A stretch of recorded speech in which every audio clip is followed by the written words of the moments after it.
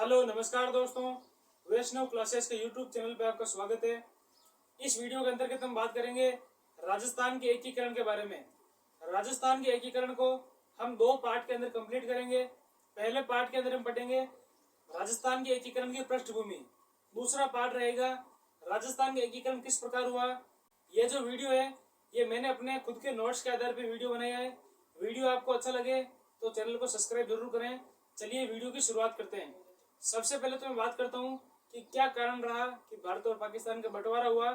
उसका एक मुख्य कारण था माउंटबेटन योजना। जो माउंटबेटन योजना 3 जून 1947 को लागू की गई थी, उसी के कारण भारत और पाकिस्तान का बंटवारा हुआ और जो रियासतें थी छोटी बड़ी उनका एकीकरण भी हुआ था। तो सबसे पहले मैं बात करता हूँ 3 जून 1947 को माउंटबेटन योजना आई थी।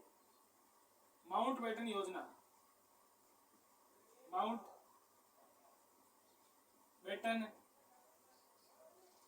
योजना, माउंटबेटन योजना कब प्रभावी हुई थी? यह प्रभावी हुई थी 3 जून 1947 को। अब 3 जून 1947 को जब माउंटबेटन योजना आई थी, इसके अंदर क्या था, जो हिंदुस्तान है, भारत है, उसका दो राज्यों दो राष्ट्रों के अंदर विभाजन कर दिया जाए। एक बना था पाकिस्तान और एक बना भारत। और जो छोटी बड़ी रियासतें थी, 565 रियासतें थी, उससे भी ज्यादा रियासतें थी, उनको कहा गया या तो आप भारत के अंदर मिल सकते हैं या पाकिस्तान के अंदर मिल सकते हैं, या आप खुद अपना स्वयं का स्वतंत्र अस्तित्व बनाए रख सकते हैं। तो इस प्रकार जब ये सारा घटनाक्रम हुआ तो जो सरदार वल्लभ भाई पटेल है, उनको ये महसूस हुआ कि जो छोटी बड़ी रियासतें हैं उनको भारत के अंदर विलय किया जाए। और जो छोटी बड़ी रियासतों का विलय करने के लिए एक रियासती विभाग का गठन किया गया था। जो रियासती विभाग का गठन किया गया 5 जुलाई 1947 को रियासती विभाग का गठन किया गया था। चलिए अब हम बात करते हैं रियासती विभाग के बारे में। जो रियासती विभाग है, रियासती विभाग, अब रियासती विभाग का गठन कब हुआ? रियासती विभाग जो है उसका गठन हुआ था 5 जुलाई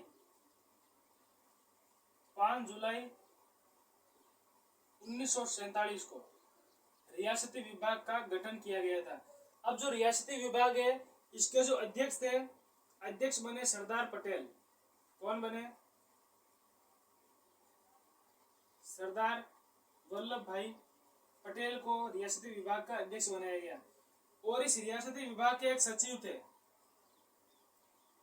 इस रियासती विभाग के जो सचिव बनाया गया था वो बनाया गया था वीपी मेनन को।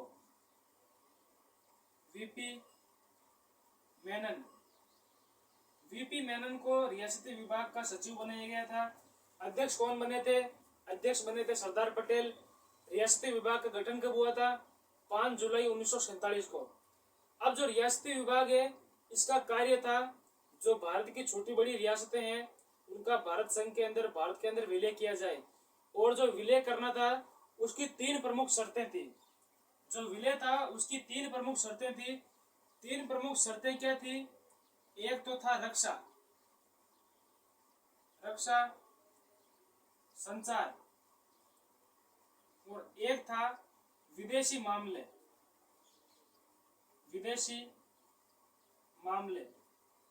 अब ये तीनों जो मैटर है, रक्षा, संचार और विदेश मामले, ये किस पर दायित्व था? ये था रियासती विभाग भारत के ऊपर। जो भी रियासत भारत संघ के अंदर मिलना चाहती थी उनके लिए यह था कि आप जो भारत के विलय पत्र है उस पर हस्ताक्षर कर दें। जो आपके रक्षा, संचार और विदेश मामले हैं उसका संचालन भारत सरकार करेगी, और शेष जितने भी मामले हैं वो रियासतों के ऊपर छोड़ दिए गए कि इसका आप जानो और आपका काम जाने। चलिए आगे हम बात करते हैं। जो विलय पत्र है उस पर हस्ताक्षर करने वाली राजस्थान की पहली रियासत कौन सी थी? जो इसकी पृष्ठभूमि है उसके बारे में हम बात कर लेते हैं। जो विलय पत्र पर हस्ताक्षर करने वाली पहली रियासत कौन सी थी, अंतिम कौन सी थी, किसने मना किया था, कौन पाकिस्तान के साथ मिलना चाहता था, सारी जानकारी इस वीडियो के अंदर हम लेंगे। तो सबसे पहले तो मैं बात करता हूँ, रियासत थी बीकानेर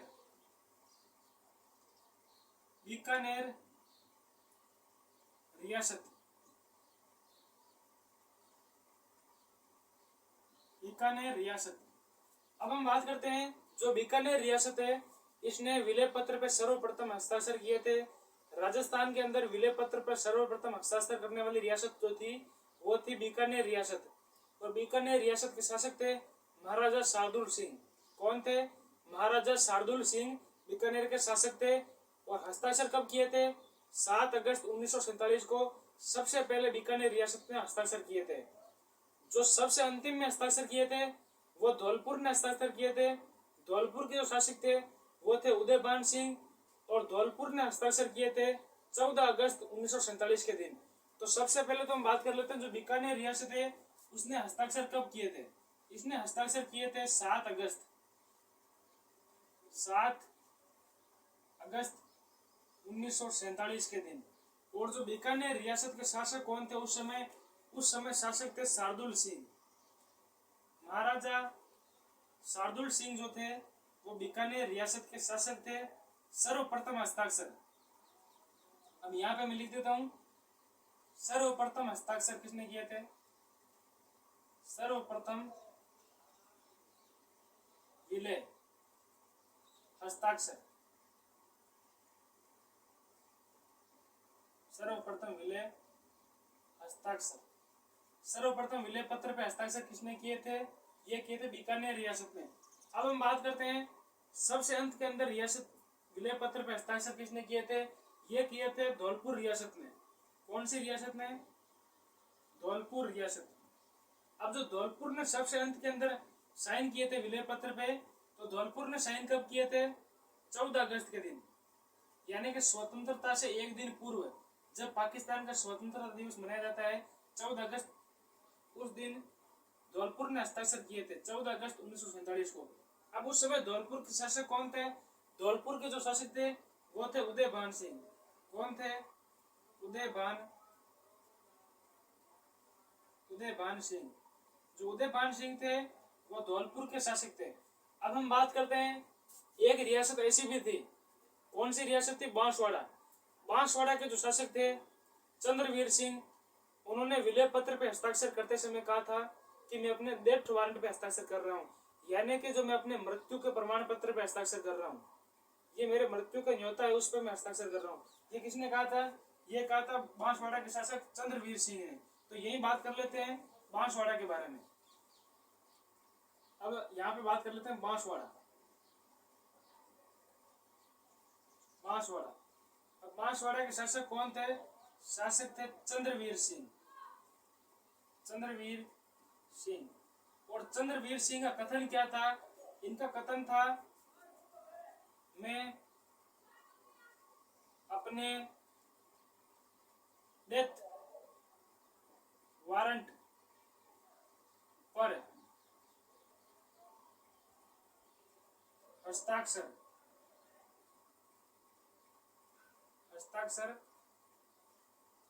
कर रहा हूं। यह कथन किसने कहा था? बांसवाड़ा के शासक चंद्रवीर सिंह ने कहा था कि मैं अपने डेथ वारंट पे हस्ताक्षर कर रहा हूं। तो यहां तक तो बात होगी कंप्लीट। सबसे पहले सिग्नेचर किसने किए थे? बीकानेर रियासत ने। सबसे अंत के अंदर धौलपुर रियासत ने। किस रियासत के शासक ने कहा था कि मैं अपने डेथ वारंट पे हस्ताक्षर कर रहा हूं? तो वो थे आपके बांसवाड़ा के शासक चंद्रवीर सिंह ने कहा था ये कथन। अब आगे हम बात करते हैं एक रियासत ऐसी भी थी जिसके शासक पाकिस्तान के अंदर मिलना चाहते थे, और वो रियासत थी मारवाड़ रियासत, जोधपुर रियासत। उसके बारे में हम चर्चा कर लेते हैं। तो कौन सी रियासत थी? जोधपुर रियासत या मारवाड़ रियासत। उसके शासक थे हनुमंत सिंह। हनुमंत सिंह उस समय नए नए शासक बने थे। उनके पिता जो है उम्मेद सिंह, उनकी मृत्यु के बाद जून के अंदर वो शासक बने थे। तो हम बात कर लेते हैं मारवाड़ रियासत के बारे में। जोधपुर रियासत।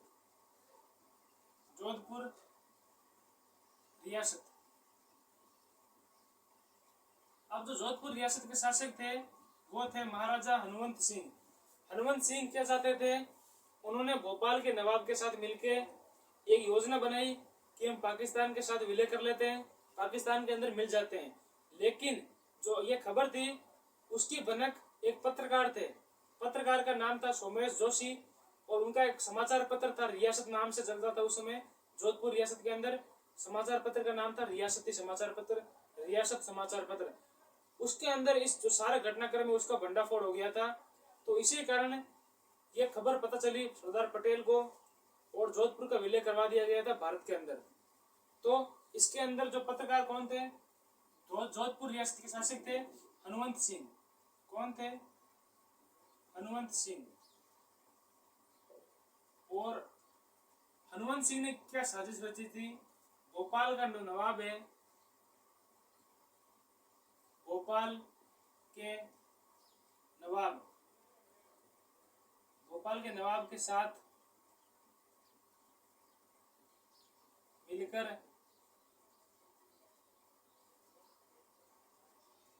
पाकिस्तान में मिलना चाहते थे। पाकिस्तान में विलय चाहते थे। अब जो लेकिन ये खबर थी, इसका जो भंडाफोड़ है वो एक समाचार पत्र था। समाचार पत्र का नाम था रियासत। रियासत। और ये रियासत क्या है? समाचार पत्र। समाचार पत्र उस समय ये मारवाड़ के अंदर चलता था।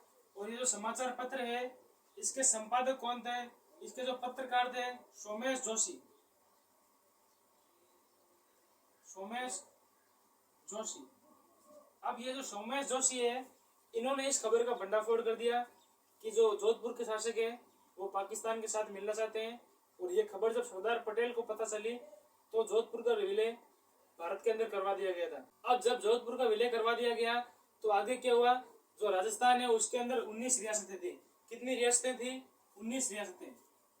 19 रियासतें थी, जिसके अंदर कुछ रियासतें थी जो छोटी रियासतें थी, शासन संचालन सुचारू रूप से नहीं हो पा रहा था।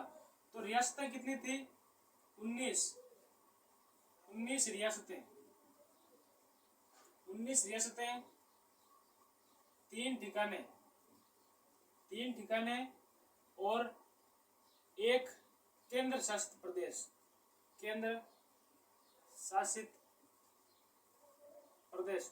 एक पेन दूसरा लेना पड़ेगा, ये पेन नहीं चल रहा है, पेन दूसरा ले लेता हूं मैं।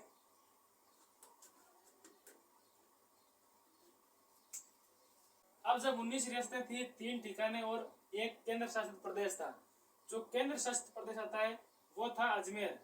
कौन सा था? अजमेर केंद्र शासित प्रदेश था। 3 ठिकाने कौन कौन से थे? लावा, एक था कुशलगढ़, एक था आपके नीमराणा। ये 3 ठिकाने थे और 19 रियासतें। इसकी तो हम विस्तृत रूप से चर्चा करने वाले हैं। अब हम बात करते हैं जो छोटी रियासतें हैं उनका बड़ी रियासतों के अंदर विलय किया गया था, उसकी शर्त क्या थी। तो उससे पहले हम बात कर लेते हैं वो विलय किया क्यों गया था। जो छोटी रियासतें थी उनके अंदर शासन जो है वो सुचारू रूप से नहीं चल पा रहा था। इसी कारण छोटी रियासतों को बड़ी रियासतों के अंदर मिलाया जा रहा था ताकि शासन संचालन सुचारू रूप से चल सके। तो इसी कारण जो छोटी रियासतें थी उनका बड़ी रियासतों के साथ विलय किया जा रहा था। उसकी शर्त क्या थी? शर्त यह थी 10 लाख से अधिक आबादी होनी चाहिए। 10 लाख आबादी। जो भी बड़ी रियासतें अपना अस्तित्व बनाए रखना चाहती थी उनकी आबादी 10 लाख से अधिक होनी चाहिए थी। जो वार्षिक आय है, वार्षिक आय 1 करोड़ रुपए होनी चाहिए थी। 1 करोड़ रुपए वार्षिक आय होनी चाहिए थी। तो ये जो क्राइटेरिया है, ये जो शर्त है, इसको सिर्फ राजस्थान की 4 रियासतें ही पूरा कर सकती थी। जो 4 बड़ी रियासतें थी, पहली रियासत तो थी जयपुर। पहली रियासत कौन सी थी? जयपुर। दूसरे नंबर पे जो बड़ी रियासत थी वो थी जोधपुर। तीसरी रियासत थी उदयपुर। और जो चौथी बड़ी रियासत थी वो थी बीकानेर। कौन सी रियासत थी? बीकानेर। तो 4 बड़ी रियासतें कौन कौन सी थी जो इस लक्ष्य को पूरा करती थी? 10 लाख से अधिक आबादी और 1 करोड़ से अधिक वार्षिक आय।